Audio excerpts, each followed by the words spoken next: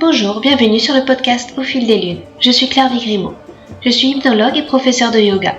Vous pouvez me retrouver sur le site clairviyoga.com, KLERVYOGA.com, où je vous présente toutes mes activités. Toutes les semaines, je reçois des invités dans ce podcast qui nous parlent de leurs activités autour du bien-être, que ce soit l'hypnose, le yoga, le reiki, la sylvothérapie et bien d'autres thèmes encore. Alors sans plus attendre, voici l'épisode du jour. Dans cet épisode, je reçois Elsa Couteillé. Elsa est hypnologue. Elle est aussi l'hôtesse du podcast Accompagnante, un podcast dédié aux experts de l'accompagnement et du changement. Nous discutons de sa rencontre avec l'hypnose, ou plutôt du monde de l'accompagnement. Un monde où l'on peut parler de ses émotions, de ses ressentis, de soi, de son corps. Si sa formation initiale était dans la communication personnelle et interculturelle, elle s'est ensuite aiguillée vers la communication des médias et vers la production audiovisuelle. En grande recherche de sens, elle a voulu concrétiser l'intuition que son impact n'était pas là, à être salariée dans le milieu de la communication. C'est donc en consultant un praticien en hypnose qu'elle est tombée amoureuse de la philosophie de cette pratique. Elle a ainsi poursuivi une reconversion professionnelle, en franchissant les grandes étapes, de la formation jusqu'à l'ouverture de son cabinet. Avec quelques doutes bien sûr, mais Elsa les a sainement accueillis, en se faisant, elle aussi, accompagner. Car si l'hypnose est son principal amour, elle est très humble dans sa pratique, et elle invite à créer une synergie entre toutes les différentes thérapies existantes autour du mieux-être, que ce soit la psychothérapie, l'astrologie, les fleurs de Bach. Nous parlons aussi de son podcast, Accompagnante, qui tend la main à celle voulant se lancer sur cette même voie, comme elle aurait aimé qu'on la lui tende à ses débuts. Un épisode inspiré et inspirant qui nous accompagnera sur la voie du changement avec curiosité et bienveillance, à l'image d'Elsa.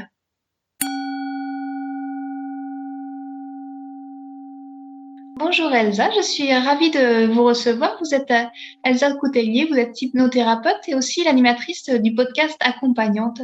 Est-ce que vous pouvez vous présenter à nos auditeurs avec vos propres mots? Oui, bien sûr, avec plaisir. Bonjour Claire-Vie aussi. Oui, tout à fait. Je vais me présenter. Alors, donc oui, en effet, moi, je m'appelle Elsa Couteillé.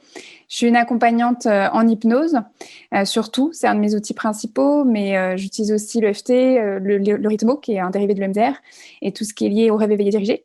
Mais c'est vrai que l'hypnose est mon outil principal. Et j'ai un cabinet à Saint-Mandé, donc vraiment en proche banlieue parisienne. Ça fait 4 ans maintenant que j'exerce. J'accueille les adultes et donc toutes les personnes qui auraient besoin d'un petit coup de pouce à un moment donné dans leur vie pour justement se remettre en mouvement. Et oui, aussi j'ai un podcast, donc je suis l'hôtesse d'Accompagnante, qui est un podcast pour les accompagnantes et les expertes du changement. Et j'ai 2 formats sur Accompagnante. J'ai un format avec des épisodes, on va dire, interview, où je tends le micro à des accompagnantes, alors que ça soit en hypnose ou non. C'est vrai que les premiers épisodes, là, ils sont très orientés hypnose, mais on va voir hypnose et yoga, hypnose et coaching. Là, bientôt, il va y avoir hypnose et enfance, hypnose et aussi tout ce qui est lié à la voix, au coaching vocal. Donc, l'hypnose fait partie, on va dire, de mes thèmes principaux, mais j'oriente aussi avec d'autres pratiques beaucoup plus complémentaires. Et au fur et à mesure, je vais aussi interviewer des personnes qui sont de toute manière des accompagnantes dans le mieux-être ou dans le bien-être. Ça, c'est vraiment, j'y tiens.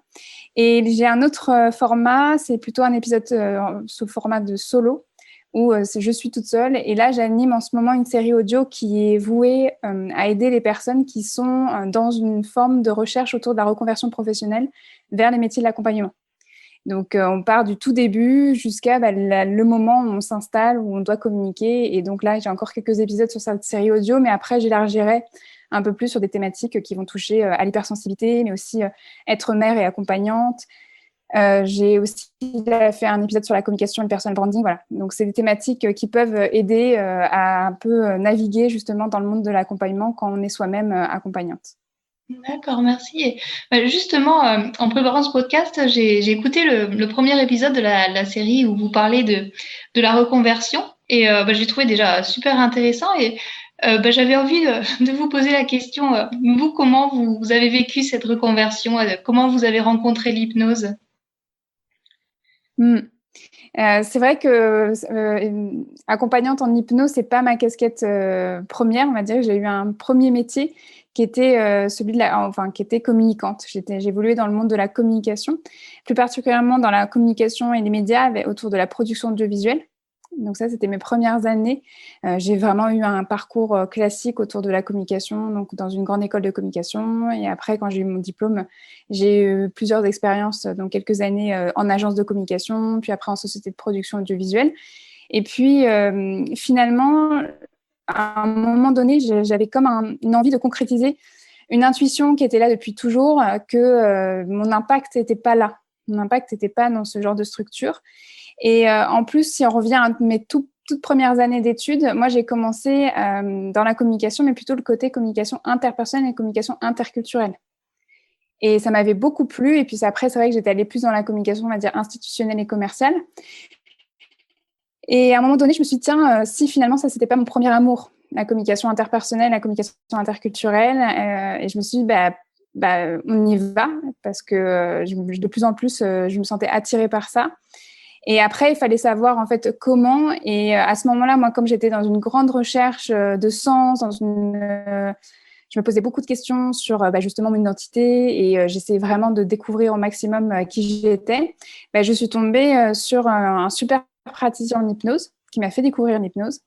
Et j'ai beaucoup, beaucoup aimé l'approche qu'il avait, non seulement en fait son style d'accompagnement, mais après, je me suis rendu compte que c'était très lié à la philosophie de l'hypnose, aussi en fait à cette pratique. Et donc, je me suis renseignée et à un moment donné, je me suis dit, je vais arrêter de tourner autour du pot. Et je me suis inscrite en formation pour vraiment devenir accompagnante en hypnose. Et donc, c'est comme ça que j'ai vécu ma reconversion professionnelle. Ça a été fait par grande étape, mais on va dire que ça s'est fait assez rapidement parce que c'est vrai que moi, je suis d'un caractère où une fois que j'ai décidé, j'y vais. Et j'y vais à fond. C'est vraiment, en fait, ma personnalité. Mais ça s'est très bien fait, bien sûr, sans doute, ce qui est absolument normal et j'ai même envie de dire sain, surtout quand on accompagne. Mais quelque part, c'était une certaine forme d'évidence. Souvent, je dis que quand j'ai commencé mes premiers jours de formation en hypnose à l'Arche, j'avais l'impression d'être comme à la maison, d'être enfin arrivée. Je pense que c'était lié à la rencontre avec l'hypnose, mais je dirais plus avec l'accompagnement, finalement, avec cette idée où on était maintenant dans un espace où on pouvait parler d'émotions, on pouvait parler de sentiments, on pouvait parler de corps, on pouvait parler d'intuition. Voilà, on pouvait parler de communication, mais de soi à soi. Et je me disais, mais alors, j'ai le droit. Et quand j'en parle, je suis pas bizarre, je suis pas perchée.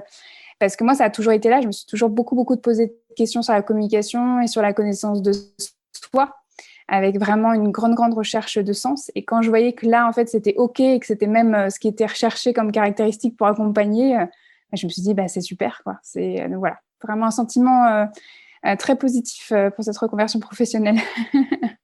Et du coup, comment ça se passe? Vous avez fait votre formation et puis dès que vous avez eu le papier de praticien en hypnose en poche, vous vous êtes lancé ou alors il y a eu encore quelques doutes? Est-ce que je quitte mon emploi? Est-ce que je fais ça progressivement? Alors non, moi j'avais déjà tout mis en place pour me consacrer à 100% à la formation. Vraiment, c'est à partir du moment où je me suis inscrite, j'ai fait en fait une rupture, je ne sais même plus comment ça s'appelle. Rupture Mais quelque part, voilà, exactement, un commun accord. Ça s'est très bien passé, vraiment sans aigreur. J'ai eu de la chance et donc je me suis consacrée 100% à cette formation. Et quelque part, déjà dans l'idée de professionnaliser et d'avoir vraiment le projet de construire mon activité et donc de m'installer en cabinet, ça, c'était vraiment évident pour moi.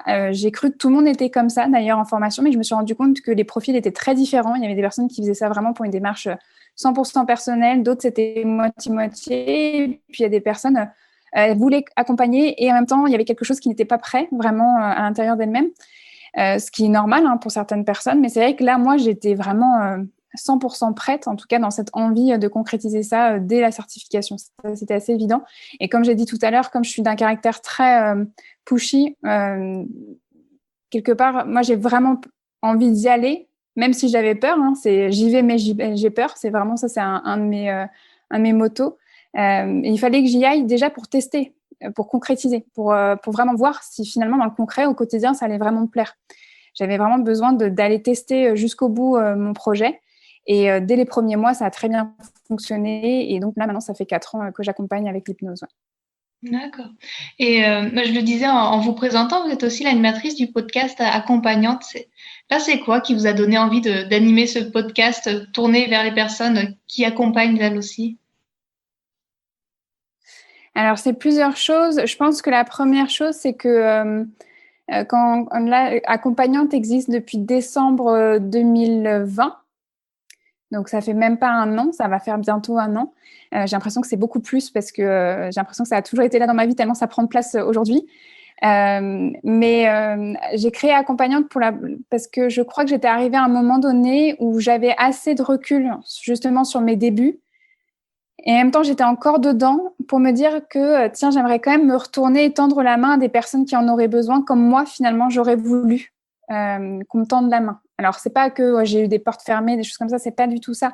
Mais quelque part, je trouve qu'il y a encore beaucoup de place pour pouvoir transmettre, pour pouvoir aider des personnes qui cherchent à avoir des réponses pour savoir mais qu'est-ce que ça veut dire accompagner, qu'est-ce que ça veut dire travailler comme ça dans un cabinet, qu'est-ce que ça veut dire d'accompagner avec l'hypnose par exemple ou d'accompagner avec d'autres pratiques, pour rentrer dans le concret, pour un peu plus permettre aux personnes d'être des petites souris pour avoir des informations plus claires sur finalement qu'est-ce que ça veut dire être une accompagnante.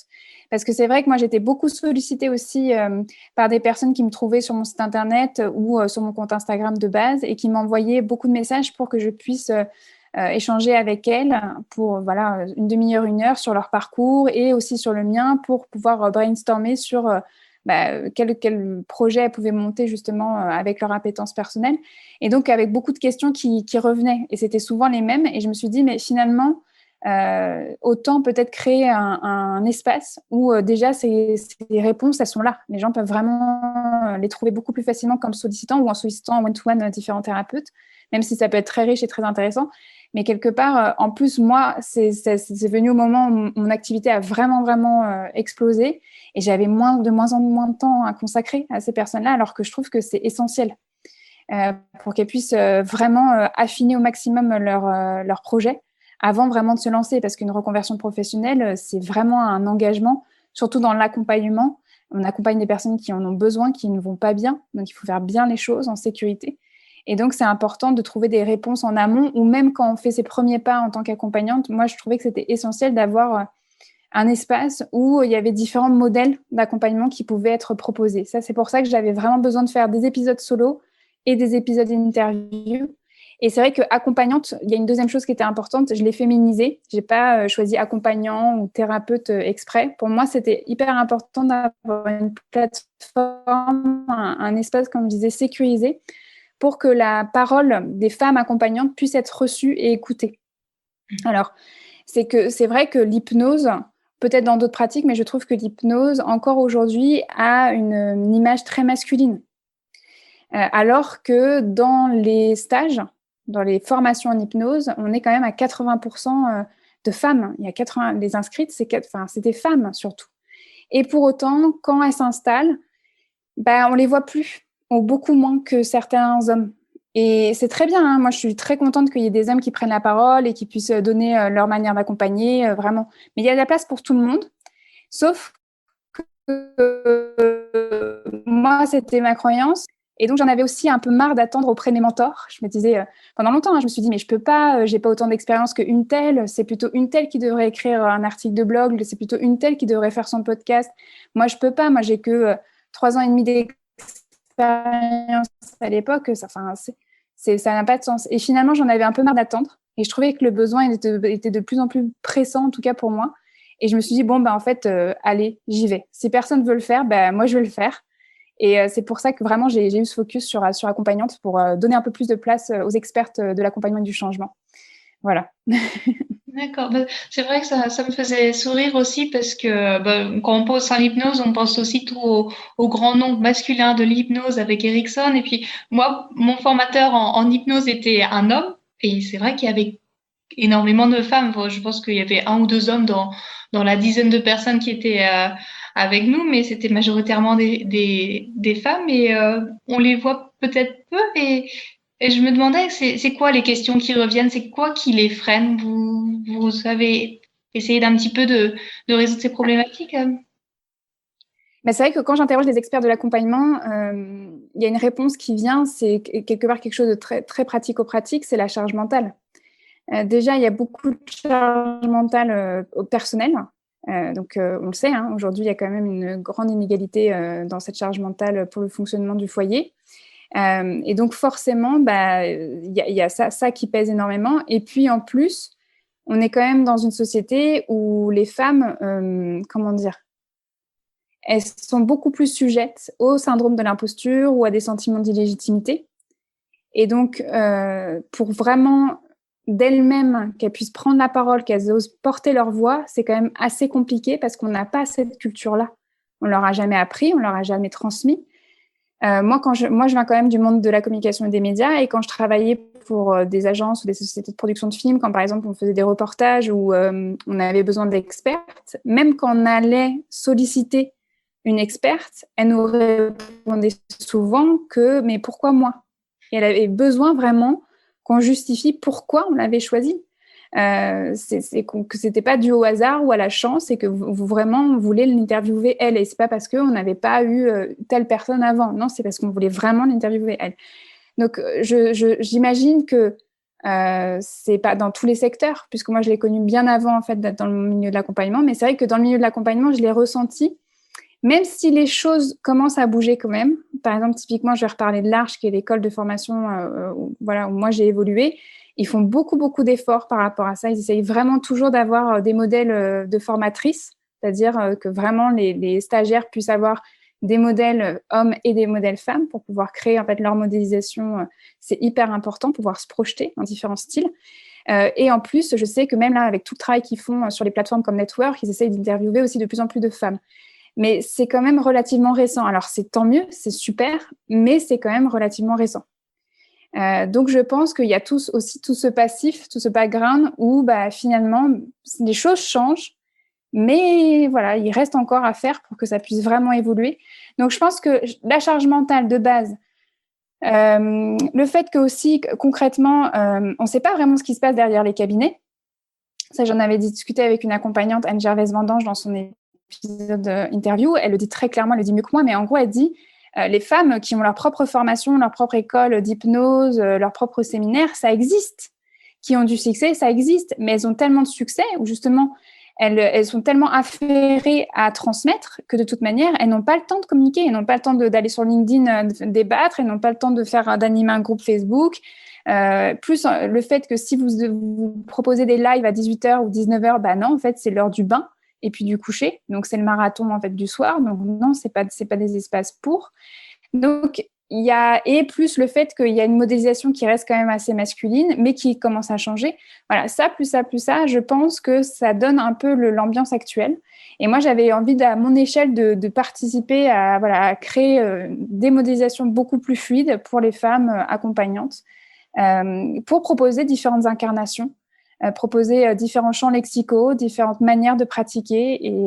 Et ce qui est intéressant, c'est qu'à chaque épisode interview, c'est pas du tout la même ambiance, c'est pas du tout les mêmes registres qui sont évoqués, et ça montre la richesse aussi des accompagnements de la parole des femmes. Voilà, je suis tout plein d'enthousiasme pour ce projet, et même s'il me prend beaucoup, beaucoup de temps, voilà, ça me met en joie. D'accord. Vous parliez aussi des mentors et des images que vous aviez. Est-ce qu'il y a des personnes qui vous ont inspiré plus que d'autres? Est-ce que vous êtes vous-même fait accompagner lors de ce processus? C'est quoi un petit peu vos inspirations? Alors oui, il y a beaucoup d'inspiration. Moi, je sais que pendant toute ma transition professionnelle, j'étais beaucoup, beaucoup accompagnée. C'était très important pour moi. Alors, j'ai vu beaucoup de personnes. J'ai vu, comme je vous disais, praticiens en hypnose, mais j'étais également suivie en psychothérapie par une psychothérapeute spécialiste du travail, parce que moi, j'avais des grands questionnements sur le monde du travail, sur le monde de l'entreprise. Et j'avais besoin un peu de soutien aussi pour passer du monde du salariat au monde de l'entrepreneuriat. Faut dire que moi, je viens d'une famille où tout le monde est salarié. J'ai aucun entrepreneur, aucun accompagnant ou accompagnante autour de moi. Donc, j'avais eu besoin vraiment d'être accompagnée par rapport à ça. Mais c'est vrai qu'après, j'ai pu rencontrer aussi des astrologues, praticiennes en fleurs de bac, acupunctrices, pardon. J'ai aussi pu être accompagnée par des personnes qui pratiquaient le tarot. Enfin, moi, j'ai vraiment ouvert très, très large le champ des possibles parce que en fait, j'ai toujours cette curiosité qui est là. Hein. Même encore aujourd'hui, je rencontre beaucoup de personnes. Je me fais moi-même accompagner. Donc, vraiment, pendant toute la période de reconversion professionnelle, j'ai beaucoup, beaucoup exploré. Ça m'a permis de me nourrir, de voir en fait différentes manières de recevoir, différentes pratiques, et puis de rentrer en résonance, de voir aussi les synergies, finalement, que les choses ne sont pas forcément dites avec les mêmes mots, mais le sens est là. Il y a vraiment une reliance, je trouve, entre les différentes pratiques de développement personnel et de mieux-être, du mieux-être. Et je trouve que c'est hyper important de souligner ça plutôt que de faire la guerre. Moi, je travaille encore aujourd'hui énormément en synergie. J'ai pas, là encore, hier soir, je recevais un homme et il me dit qu'il n'avait pas envie de faire de psychothérapie, mais j'ai insisté et je lui ai expliqué ce que c'était et je lui ai expliqué les bienfaits que ça pourrait être de déposer cette parole et je lui ai conseillé quelqu'un parce que moi, je pense qu'il faut être hyper humble dans sa pratique. J'aurais pu très bien l'accompagner, mais je ne suis pas psychothérapeute. Voilà, c'est vraiment un métier à part entière et je pense que là, il avait plus besoin d'une psychothérapie d'un suivi en hypnose, même si je lui ai dit que c'était possible de, bien sûr, quand il y aurait des moments dans la psychothérapie où ça coincerait, qu'on se fasse des sessions ensemble. Ma porte est toujours ouverte. Mais il y a des synergies qui sont à trouver parce qu'on ne peut pas tout accompagner et surtout pas seul. Voilà, moi, je ne crois pas du tout à ce côté voilà, de la toute-puissance. Et puis, au niveau des mentors, toutes les femmes en fait, que j'ai pu interviewer pour le moment sur Accompagnante, je peux les considérer comme des mentors. Parce que même si elles n'étaient pas avant cela, avant que je les rencontre, maintenant, aujourd'hui, finalement, de passer 1 heure, voire 2 heures avec elles en échange, ça m'inspire, ça me permet de voir d'autres perspectives, c'est très enrichissant. Mais c'est vrai qu'au niveau des grands mentors, je pense que y a vraiment une formatrice qui a marqué mon accompagnement. Moi, c'est Emmanuelle Sardou, que j'ai interviewée pour la toute première, c'était la toute première à inviter d'accompagnante. C'était hyper important pour moi de lui demander d'être ma première invitée. Il y a Pauline Vialet aussi. D'ailleurs, son interview a été très, très, très émouvant pour moi. Il y a eu plusieurs passages où j'étais vraiment très touchée personnellement sur sa manière de pratiquer. Sinon, actuellement, moi, je suis beaucoup aussi en intervision avec une autre accompagnante qui s'appelle Hélène Vuillet.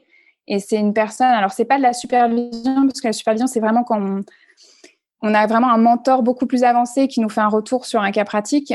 L'intervision, c'est plus, on va dire, du collaboratif. On est vraiment voilà, sur le même tempo au niveau de notre avancement. Et là, Hélène Vuillet, on s'apporte beaucoup mutuellement parce qu'on est très complémentaires dans notre manière de pratiquer. Voilà, c'est les noms qui me viennent, mais comme je disais, toutes les femmes que j'ai interviewées, toutes les femmes que je vais interviewer là prochainement, c'est des grandes mentors. Ouais. D'accord. Et j'avais envie de vous poser une question aussi, c'est sur les changements que vous voyez par rapport aux clients qui viennent, que vous accompagnez. Il y a des choses qui se sont passées qui vous ont étonné vous-même. Vous pouvez nous raconter peut-être quelques anecdotes si c'est possible. Des changements qui ont été faits, des traversées par mes clients et qui m'ont, qui m'ont marqué.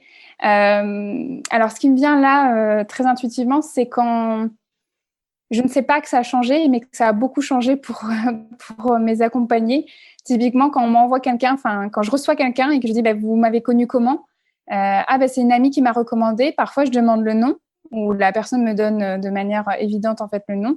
Et je me dis et comment elle va ? Super, depuis qu'elle vous a vu, sa vie a changé. Et donc ça déjà, en fait, c'est très intéressant d'avoir des nouvelles comme ça parce que on a beau dire à nos accompagnés, vous me tenez au courant, hein, vraiment, j'ai envie de savoir comment ça se passe pour vous. La plupart du temps, on n'a pas de nouvelles, sauf quand finalement, on a une amie ou une cousine qui vient nous voir et qui nous dit non mais elle va super, depuis qu'elle vous a vu, ça et ça a changé, c'est pour ça que je suis là parce que ça m'a donné tellement envie que je me suis dit que c'était à mon tour. Donc ça déjà c'est souvent ça me fait sourire. Après des accompagnés qui il y en a plein, mais là ce qui me vient moi j'aime beaucoup quand je vois la personne qui évolue, et c'est vrai alors ça peut être des évolutions très rapides, mais même des personnes qui évoluent sur le long terme, mais qui commencent en fait à créer un effet boule de neige dans leur vie. On sent que c'est ça, plus ça, plus ça, plus ça, plus ça, et que là, d'un coup, on sent qu'il y a un élan qui est inarrêtable et que c'est vraiment en train de modifier, mais puissance 10 000 leur vie, et que ça crée vraiment, ça permet une éclosion formidable de nouveaux projets, d'un bien-être, d'un alignement. Ça fait vraiment, vraiment très, très plaisir. J'ai aussi des accompagnements de personnes qui sont... C'est vrai que moi, j'accompagne plutôt des personnes qui ont vécu des choses assez lourdes dans leur vie. C'est vrai que tout ce qui est de l'accompagnement pour les traumatismes, moi, c'est quelque chose qui me fait pas du tout peur. C'est quelque chose où même je suis plutôt dans une forme de zone de génie avec ces personnes-là, plus que des personnes qui auront besoin, voilà, d'un allègement par rapport au stress ou de quelque chose de ponctuel. Moi, c'est vrai que je suis plutôt sur des travails qui sont sur le long cours, ou même, quand je dis sur le long cours, c'est pas forcément une durée très longue, mais quand même un travail profond. Je suis beaucoup aussi j'accompagne beaucoup des personnes qui sont dans des questionnements existentiels, que ce soit des reconversions professionnelles ou des transitions de vie. Quand je dis transition de vie, ça peut être en effet changement de travail, mais ça peut être même changement de lieu de vie ou de rythme de vie quand, par exemple, on devient parent pour la première fois, ou quand on passe d'un enfant à 2 enfants, voire plus. Le rôle, voilà, tout ce qui touche à la parentalité aussi, ça me parle beaucoup. Et puis, quand je dis des transitions de vie, c'est aussi tous les deuils qui peuvent être présents dans la vie. Alors, bien sûr, c'est l'accompagnement des personnes qui sont en deuil parce qu'il y a une personne proche qui est décédée. Mais ça peut être aussi des deuils de projets. Des deuils, voilà, moi, j'ai eu beaucoup, beaucoup, beaucoup ça, en fait, depuis 2 ans, donc à cause du Covid. Il y a beaucoup de vies qui se sont arrêtées. Il y a eu comme des projets aussi qui se sont figés, ou des temps de vie qui se sont accélérés en même temps qu'ils se sont ralentis. Voilà, je pense que ça parlera toujours à tout le monde, cette ambivalence par rapport au Covid qu'on a depuis 2 ans. On continue à vivre et en même temps, il y a plein de choses qui sont sur pause, et puis en même temps, on avance.